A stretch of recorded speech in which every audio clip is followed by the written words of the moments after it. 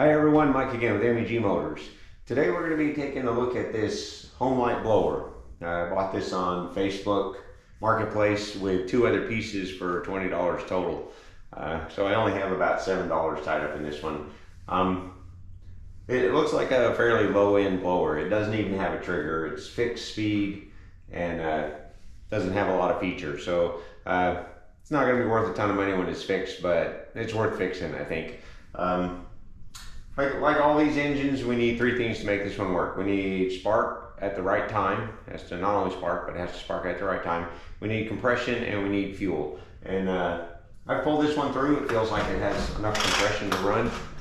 So we're going to run a quick test. We're going to spray some carburetor cleaner in the carburetor, and we're going to see if we can get it to pop off. If it'll attempt to start with a little spray in the carburetor, we know that we have spark, and we have spark at the right time, and we have enough compression to make it run. And we'll go from there and see what else we might have to do to make this one run again. So I'm going to pop the air filter cover off right quick, and we're going to put the throttle switch there in high speed. We're going to go wide open on the choke.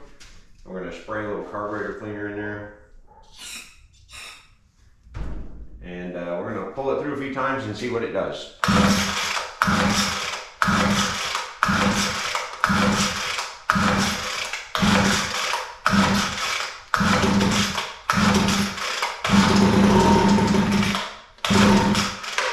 Alright, well we heard a little bit of a start. Wasn't much, but it was a little bit, and that pretty much confirms that we have spark at the right time, and we have enough compression to make this one run. So we're gonna reset the camera. We're gonna take a quick look at it and see what else we can see wrong with it, and then we'll get started on some repairs.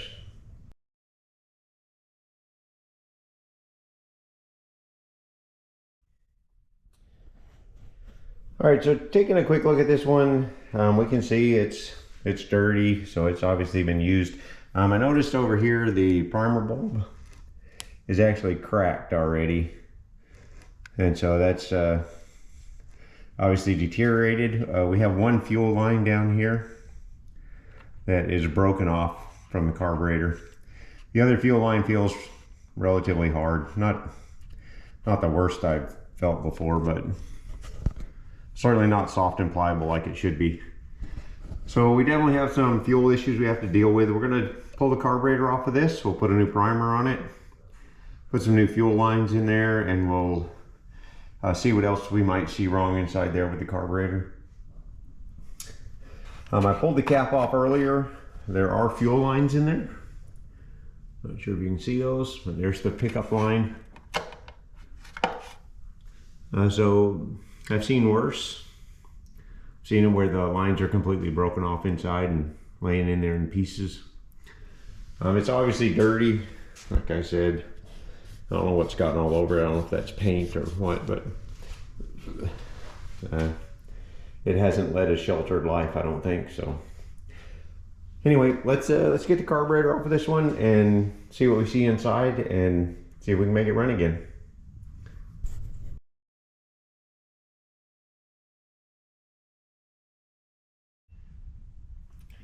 All right, let's go ahead and get the carburetor off of this one. Given that it doesn't have a throttle, I'm hoping the carburetor comes off easy. Shouldn't be any throttle cable to disconnect. I'm going to take these two nuts off.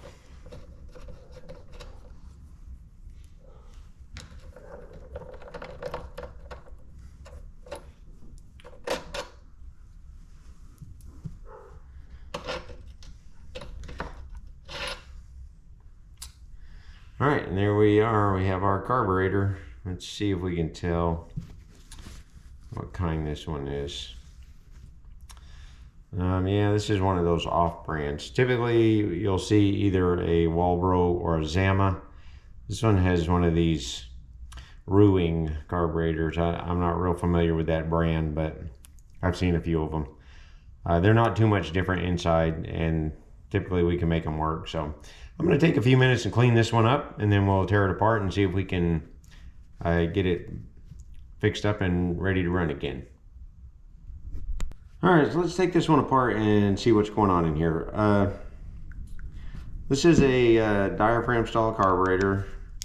These are pretty cool devices actually. There's a fuel pump and a metering chamber. So this carburetor both pumps the fuel from the tank and meters it into the engine. And so they're actually pretty simple. And so there's a few things we need to check in here. The primer bulb, we already know the primer bulb. I'm gonna try to get it. And we already know the primer bulb is bad. It's split. Right there, hopefully you can see that. Split. So with no primer, there'd be no way to prime this carburetor. And so it'd be very, very difficult to start if you could get it to start at all. All right, so this is the fuel pump side of the carburetor. Like I said, there's a fuel pump and a metering chamber. And a metering chamber is kind of like a float bowl on a traditional carburetor, if you're familiar with that. And so on the fuel pump side, we have these two little flaps. These are the important part. We have a couple of things that are important on this side. This right here is a diaphragm that gets pulsed back and forth with crankcase pressure. And so that's the driving mechanism for the fuel pump. And it works together with these flaps right here. And these flaps sit on top of these holes and they act as one-way valves. So with this flap, for instance, sitting on top of this hole, right? So this one would sit on top of this hole. It would allow fuel to come through the hole this direction, but anytime fuel tried to go the other direction, this flap would seal this hole. Same thing on this side with this one. I think it's actually working on this hole right here. Fuel would be allowed to come in this way, but anytime it tried to go back out, this flap would close that hole off. And so it's important that these flaps be soft and flexible. And these are very, very soft and flexible. So I don't see any issues there. I think this membrane is fine. All right. And then there's a screen right here, which is used as a filter. This is where fuel from the fuel pump side will be delivered over here to the metering chamber side. And so this screen needs to be clean and it looks really good. So we're gonna pop the other side apart right quick. See what's going on over here. This is where we see most of the trouble.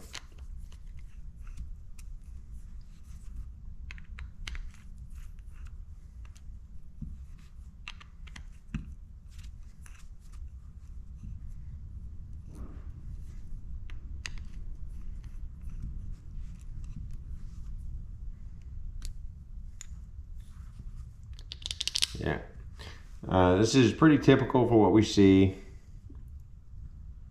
Let me see if I can pop this membrane off of here.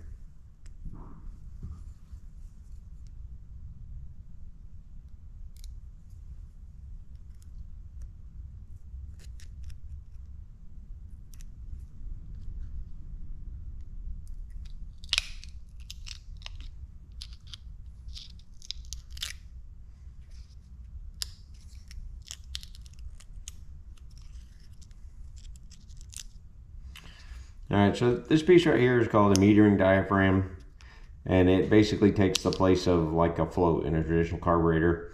And it needs to be very soft and flexible, kind of like the one-way valves we saw over here. And this one is very, very stiff and hard. And that typically happens, I believe it's the ethanol in the fuel these days that makes these get hard. And so what that membrane does is this chamber right here is typically full of fuel. So from the fuel pump side through this screen, there's a needle and seat right here. And when this needle is lifted, fuel will flow into this chamber. And as the engine runs, it'll draw fuel out of this chamber through this orifice right here. And so as the fuel is drawn out of this chamber, this membrane, this metering diaphragm, will pull down into the chamber and it'll hit this lever, which will unseat this needle and allow fuel from the fuel pump to flow into this chamber. And as the chamber fills with fuel, it'll lift the diaphragm off of the lever and the needle will seat and seal the chamber off. And so obviously if that membrane becomes hard and rigid, it'll get stuck in one position or the other. And if it gets stuck down, fuel will flow into this chamber under pressure and it will flood the engine. And if it gets stuck up, no fuel will flow into this chamber and the engine will starve for fuel and will not run. And so this diaphragm is a critical part of this carburetor, and it's the main thing that we see go wrong with these carburetors. So we're gonna have to put a new diaphragm on there. I believe that I have one of these in my spares, and so I'll pull one in just a minute. We're also going to go ahead and we're going to take the needle and seat out of, or the lever and needle out of this one, just to make sure they're clean. And so when you take this screw loose, you want to make sure you keep your thumb over this, because this is all spring loaded and that little spring can go flying sometimes.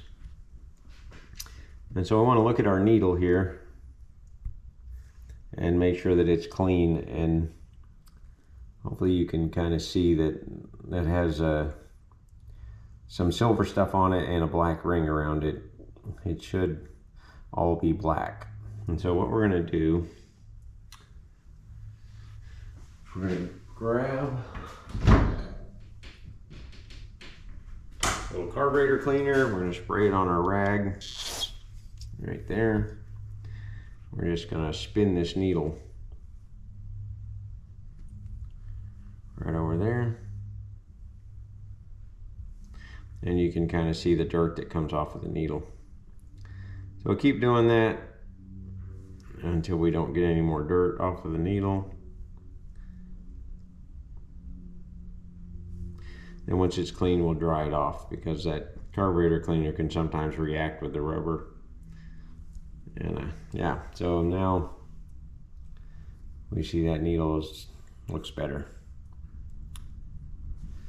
All right, so I'm gonna go look and make sure that I have this diaphragm, and then we'll come back and we'll, also a primer bulb, and we'll see if we can put this carburetor back together.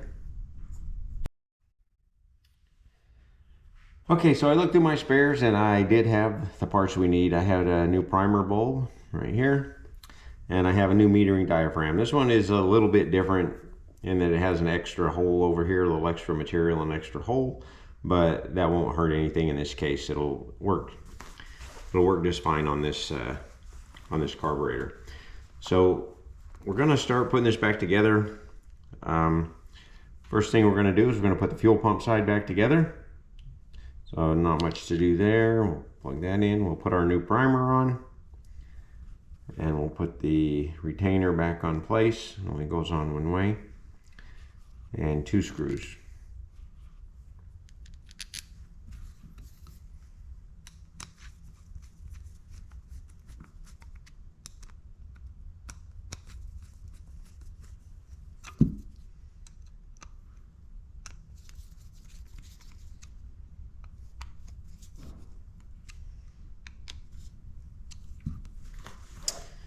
And then on this side,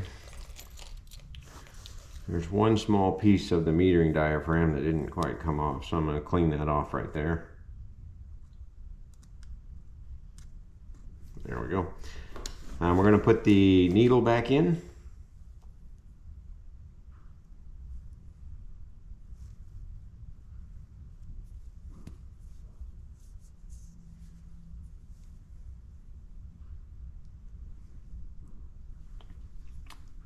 I'm going to set the spring back in place.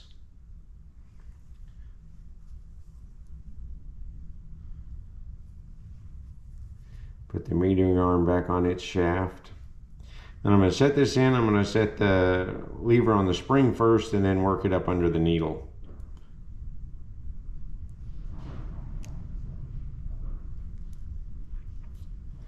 And you can look from the side and make sure that the spring is in the right place on the needle. And that all looks good. I'm going to put the retainer screw back in.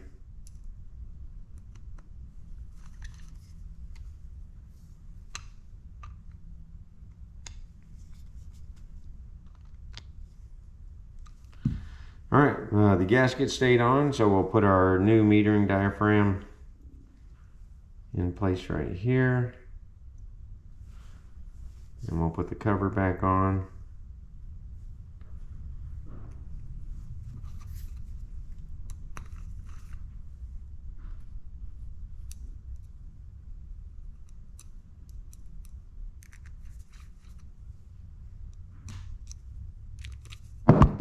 Oops.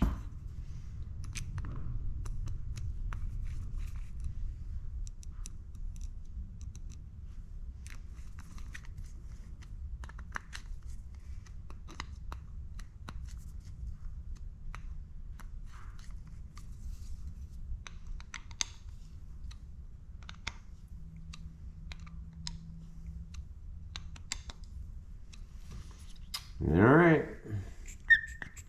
Now I have a working primer and hopefully a working diaphragm. All right, so we're gonna reset a little bit and we're gonna work on putting some new fuel lines on the blower.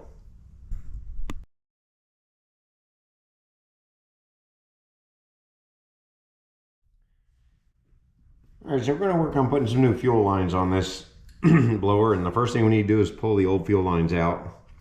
Now this is the return line, so it should just pull straight out. So yeah, nothing really special there. It is very rigid and hard though. And then this one, I'm gonna try to pull, you know what, yeah. I'm gonna try to pull it out as well.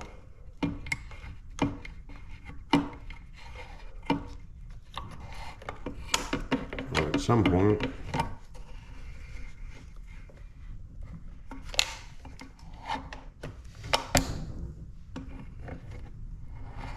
there we go.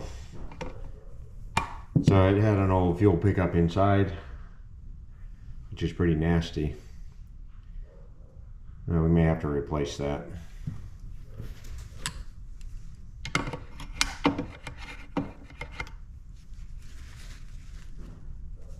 All right. So on this one, it looks like both fuel lines are the same size, and I've got some extra fuel line here.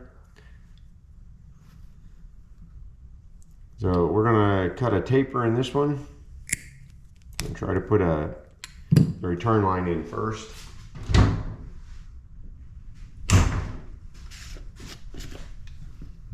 I've got a little bit of rubber lubricant that I use when I mount tires that I'm gonna use to put on this hose and see if I can feed it down into the tank without using a pull tool. Sometimes they'll just push right in there. Sometimes you got to pull them in. Sometimes they'll push right in.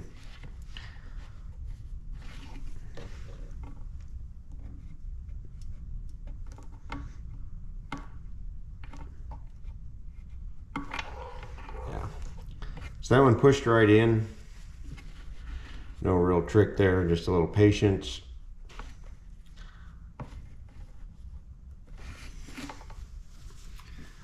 Now for the next one, we're going to go ahead and use the tool. So I've got this tool, which has a pull ring on one end, and a hook on the other end.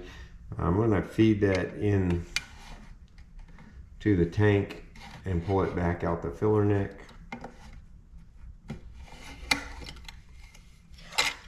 Like that. I'm going to take another piece of fuel line, cut another taper in it.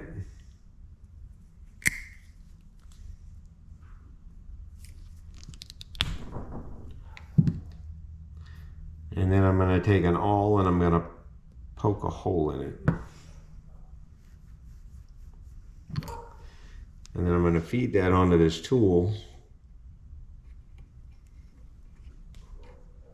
Sometimes this can be the hardest part.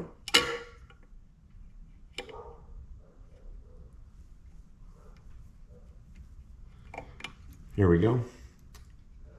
Not too bad this time. I'm going to put a little lubricant on the hose, and then I'm going to use this tool to pull it back. Get it to come up through the hole in the tank. There we go. Well, it came out fairly easy. And then we'll cut that off. All right, I'm going to step away for just a second and see if I can get a new fuel pickup, and we'll put that on this end of the line and put it back in the tank. All right, so looking at my spares, I found a new fuel pickup. So we're going to just cut this line off about there. Put this new fuel pickup on. And work that down into the tank.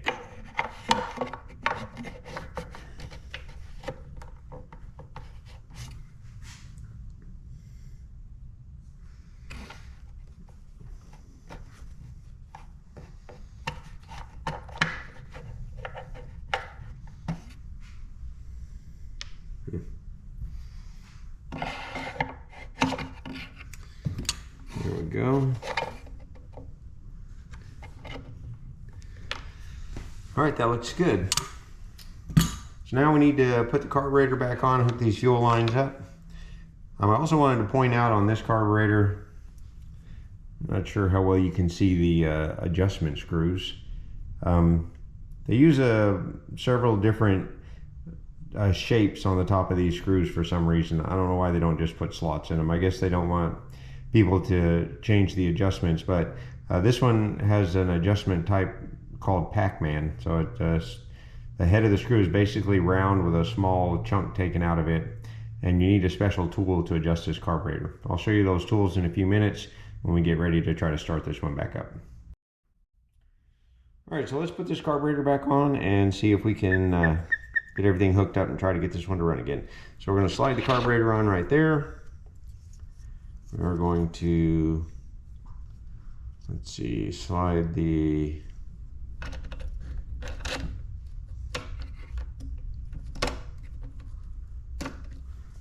housing on there. And we have 2 nuts to put back on.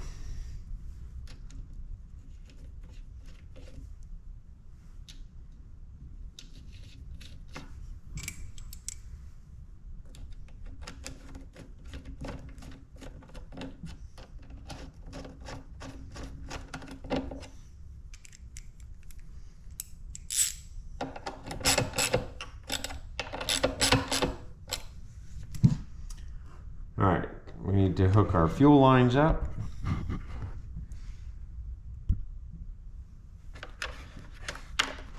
Let's put this on. Not sure what's the best way for you guys to see this. So these 2 fuel lines we need to hook up. This one goes on the back fitting back here, so we're gonna measure that off a little bit. Clip that hose.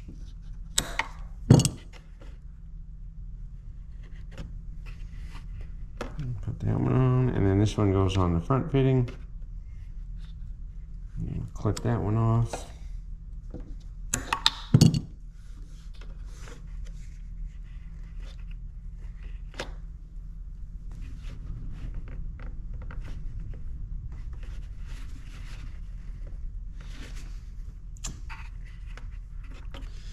All right, I'm gonna reset the camera. I'm gonna go get some fuel, and we'll run a primer test to make sure it's pumping fuel, and then we'll see if we can get this one to start. Okay, so with some fuel in the tank, we're going to press the primer bulb, and we hope to see fuel come out of this line, come out of the tank up this line, into the primer bulb, and back down into this line back to the tank. So let's see what happens. There's fuel line coming in. I don't know if you saw that. And there's fuel line going back out.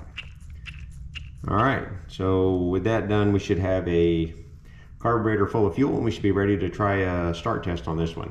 I'm going to move this outside so we don't smoke up the shop, and we'll see if we can get this one to run.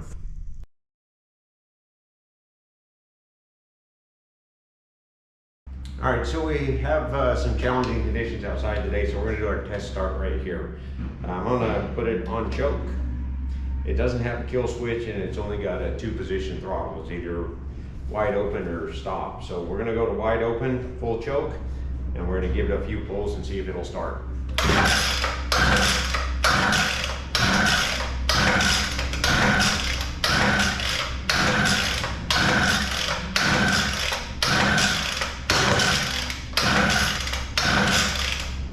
I'm going to go off choke, try a few more.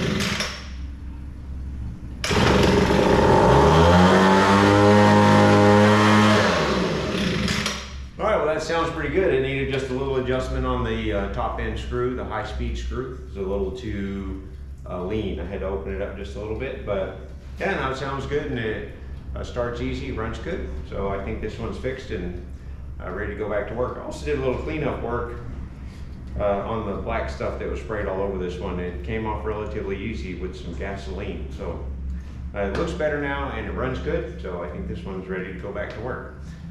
Thanks for watching. I hope you enjoyed the video. I hope it helps you maybe fix your own yard equipment. And if you did like the video, please like and subscribe, and check my playlist for more videos on small engine repair.